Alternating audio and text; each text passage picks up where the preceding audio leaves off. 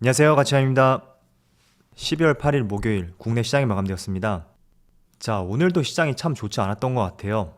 지난주부터 이번 주까지 계속 내내 시장이 좋지 않은 것 같아요. 그래서 결과적으로 코스피는 마이너스 0.5%가 나왔고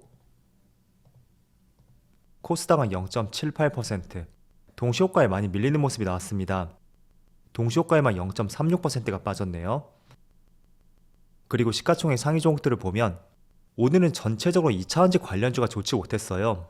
에너지 솔루션이 6% 가까운 급락이 나왔고 또 삼성 SDI는 2%, LG화학은 1.3% 이렇게 각각 밀리는 모습이 나왔고 반도체 관련주는 그래도 조금은 지수 대비 선방을 했던 것 같아요. 그리고 코스닥은 낙폭이 상대적으로 크긴 했었지만 그래도 크게 밀렸던 종목은 없었던 것 같습니다.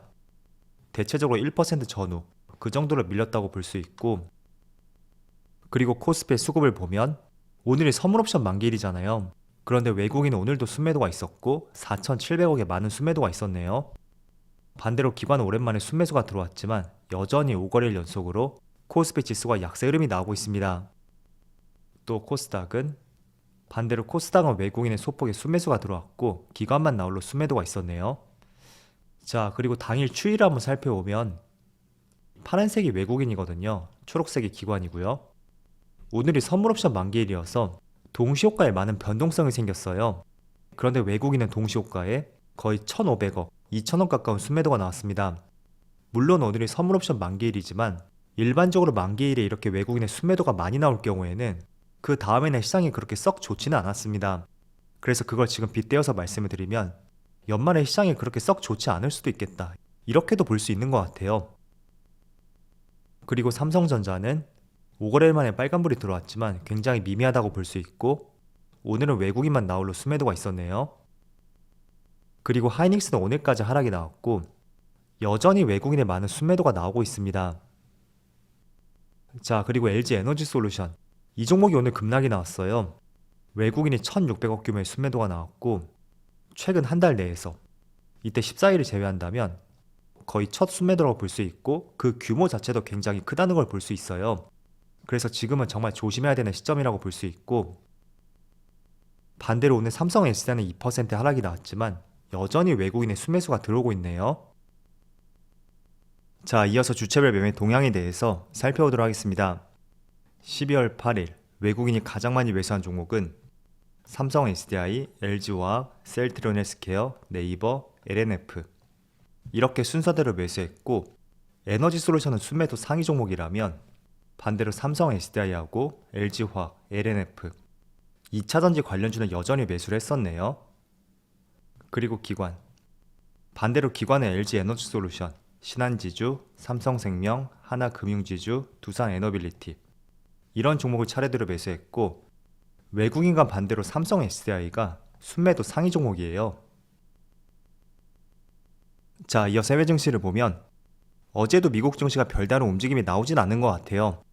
나스닥이 마이너스 0.5%가 나왔고 S&P 500은 0.2%, 그리고 다우지수는 전날과 동일하게 마무리가 되었네요. 자, 우선 나스닥을 보면 확실히 12월 들어서 흐름을 보면 미국 증시도 마찬가지고 국내 증시까지 모두 이런 패턴이 나오는 것 같아요. 별다른 반등 없이 계속 흘러내리고 있고 그게 국내 증시에도 오늘까지 이어지고 있습니다. 물론 오늘은 선물옵션 만기일이 있었기 때문에 그 변동성이 조금은 심화되었다고 생각이 되고요. 어쨌든 뭐가 됐던 간에 다음 주에 소비자 물가지수하고 FMCA까지 별다른 상승 흐름은 나오지 않을 것 같아요. 왜냐하면 그러기에는 조금은 불확실한 부분이 많다고 생각이 되고 또 지금은 물가 상승보다는 경기 침체로 키워드가 옮겨가고 있잖아요. 그렇지만 다음 주에 시장 예상치보다도 저번처럼 조금은 하회하는 소비자 물가지수가 나온다면 그게 또 하나의 변곡점이 될 수 있으니까 지금은 일주일만 관망을 해보자, 그렇게 말씀을 드릴게요. 자, 아울러서 아시아 증시를 보면 니케이도 마이너스 0.4%, 비슷한 흐름이 나오고 있어요. 10월부터 11월 말까지 상승 흐름이었다면 12월에는 조금씩 빠지고 있죠. 자, 대만도 마찬가지로 마이너스 0.4%고 비슷한 흐름이 나오고 있어요. 반대로 상해지수는 강보합을 보여주고 있는데 최근에 중국에서 코로나 방역 정책에 대해서 완화하는 기조를 보여주었고 그게 다른 국가들에 비해서 이번 달에 보다 좋은 흐름이 나올 수 있었던 주된 이유였던 것 같습니다. 자, 말이 나온 김에 말씀을 드리면 어제 중국에서 코로나 방역 정책을 완화했어요. 최소 3일에 한 번씩 검사를 했었던 코로나19 검사를 없애기로 했었고, 또 음성 증명서가 없이도 많은 시설을 이용 가능토록 했었고, 또 격리 시설도 없앴죠. 그래서 이런 부분이 전체적으로 중국 시장에는 훈풍으로 작용이 될 수가 있고요. 내가 직접적으로 중국 시장에 투자하지 않더라도 중국과 밀접한 연관성 있는 종목들이 있잖아요. 제가 어제 한 차례 말씀을 드린 대로 여행, 카지노, 항공, 화장품 이런 업종들 관심을 가져오자고 말씀드렸어요. 자, 그런데 좋은 기사가 나왔음에도 불구하고 오늘은 대체적으로 파란 음봉이 들어오고 있거든요. 우선 화장품 관련주를 보면 코스맥스가 1%, 이치한불도 4%, 또 한국콜마도 1.7%, 그 외 많은 종목들이 또 음봉이 나오고 있습니다. 우선은 중국에서 코로나 방역 정책을 완화할 것이라고 최소 11월 말부터 그런 기사가 나왔었거든요. 그래서 일정 부분 팩트에 따른 차익 매물이 나오고 있다고 생각이 되고, 저는 그 차익 매물이 며칠 동안 나온 뒤에는 다시 재차 반등할 수 있지 않나 이렇게 생각을 하고 있어요. 어쨌든 이제 시작이란 말이죠. 그리고 국내 같은 경우에도 잘하면 내년부터 실내 마스크를 해제할 수 있다는 긍정적인 기사도 나오고 있어요. 정말로 될지 안 될지는 모르겠지만 빠르면 1월 달에 검토가 들어갈 것이고, 그 시점 전후로 해서 중국뿐만 아니라 국내 리오프닝 관련주까지도 이런 기대감이 다시 작용이 될 수도 있습니다. 때문에 오늘 중국발 팩트에 따른 중국 소비 관련주의 차익 매물이 나온다고 해도 기대감은 꺼지지 않았다, 그렇게 보시면 좋을 것 같아요. 자, 아울러서 오늘이 선물옵션 만기일이었고 또 내일은 정기국회 종료일이에요. 그런데 아직까지도 금투세에 대한 어떤 결과가 나오지 않은 것 같더라고요.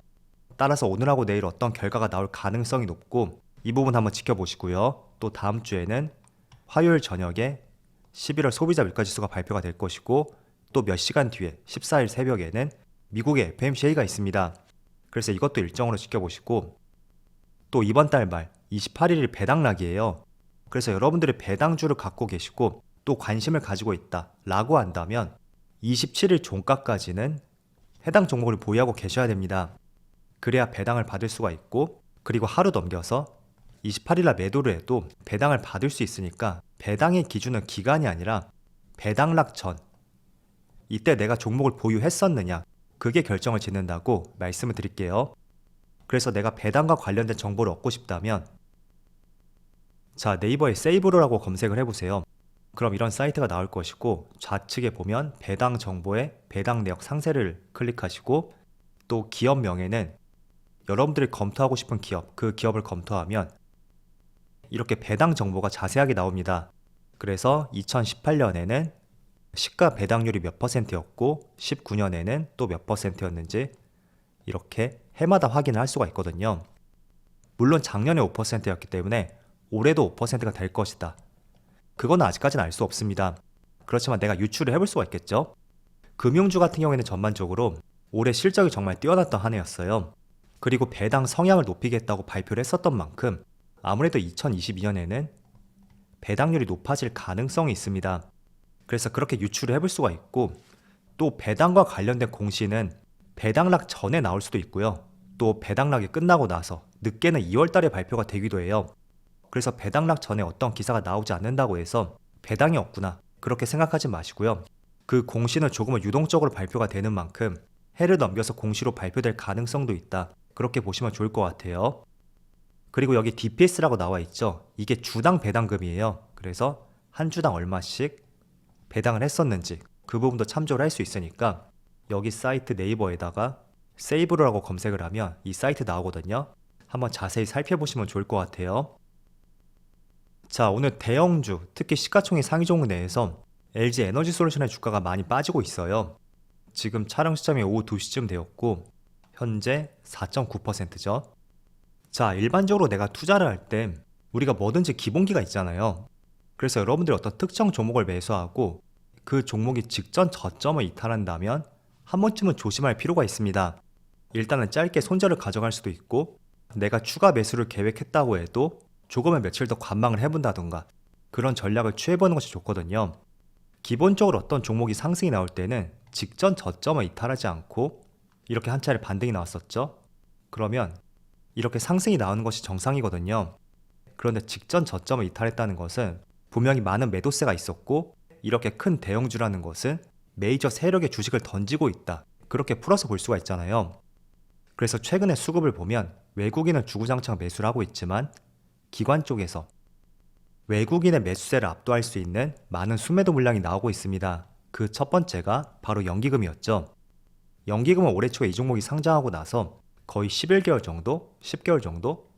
이 정도 매일같이 매수세가 들어왔어요. 그런데 지난달 말부터 해서는 계속 하루도 거르지 않고 순매도가 나오고 있고, 그렇다는 것은 연기금의 메이저 세력이라고 볼 수 있는 만큼 투자의 포트폴리오가 변경되었을 가능성도 있다. 그렇게 보셔야 됩니다. 그래서 내가 막연하게 들고 있으면 수익이 나겠지. 물론 내가 길게 투자할 때 정말 2, 3년 이상 투자할 수 있는 계획을 갖고 있다면 그것도 하나의 전략이 될 수도 있습니다. 그렇지만 고점 부근에서는 그 전략을 조금은 유동적으로 변형을 해보는 것도 굉장히 도움이 될 수가 있어요. 그래서 이 부분은 참조로 말씀을 드리겠고, 또 제가 이 종목은 12월 초쯤에 한 달 뒤에 보유예수 물량이 풀린다고 말씀을 드렸잖아요. 그래서 차라리 매수를 하게 된다면 저라면 삼성 SDI를 매수하겠다, 이렇게 말씀을 드렸어요. 그래서 연말은 하루 일찍 마감이 되고 또 다음 달에는 설날이 있으니까 평일이 그렇게 많이 남아있진 않거든요. 그래서 보유예수 물량에 대해서도 깊이 한번 고민해 보시면 좋을 것 같고, 그리고 SK 하이닉스하고 삼성전자, 이 두 종목은 제가 어제 한 차례 말씀을 드렸을 거예요. 내가 단기적으로 본다면 지금은 반도체도 전저점을 이탈했기 때문에 그렇게 썩 좋은 흐름을 기대하기는 어려울 수도 있습니다. 그렇지만 PBR을 비교해 봤을 때는 지금 구간에서는 중장기적으로는 매력적인 위치이다, 그렇게 말씀을 드렸어요. 그리고 어제 예시로 하이닉스의 PBR을 보여드렸었는데, 하이닉스의 PBR이 1.0이 깨졌을 때, 그리고 조금 더 러프하게 본다면 0.9 정도, 그 정도 구간에서 내가 매수했다면 당장은 수익은 아닐지라도 최소한 바닥 다지는 기간을 거치고 모두 수익으로 연결이 되었었다, 그렇게 말씀을 드렸어요. 자, 그렇다면 삼성전자도 마찬가지예요. 여기 보시면 삼성전자는 1.0이 깨지진 않았지만 1.0과 근접했을 때, 지난 2015년 당시죠. 이때는 1.05배까지 내려왔었고, 그 이후부터는 8분기 연속으로 주가의 상승이 나왔습니다. 그리고 18년 말에도 이때도 1.1배까지 내려왔는데 그 이후에는 4분기 연속으로 상승이 나왔었죠. 그리고 조금 더 과거로 가보면 2008년 금융위기, 이 당시에도 이때예요, 3분기 연속으로 또 강한 상승이 나왔거든요. 분기당 25%, 4%, 그리고 37% 이렇게 많은 상승이 나왔기 때문에 PBR의 저평가 구간을 판단하는 것은 그 종목의 과거를 보시면 좋습니다. 하이닉스는 1.0이 깨졌을 때, 그때가 저평가 구간이었었고, 삼성전자는 1.0에서 1.1, 그 사이가 많은 변곡점을 불러왔던 만큼 약간의 종목마다 특성의 차이를 보시면 되고, 그걸 한번 장기적으로 적용을 시켜본다면 분명히 좋은 결과가 있을 것이라고 말씀을 드리겠습니다. 자, 그럼 오늘 영상 여기서 마치도록 하고요. 언제나 여러분들의 성공 투자를 기원하도록 하겠습니다. 감사합니다.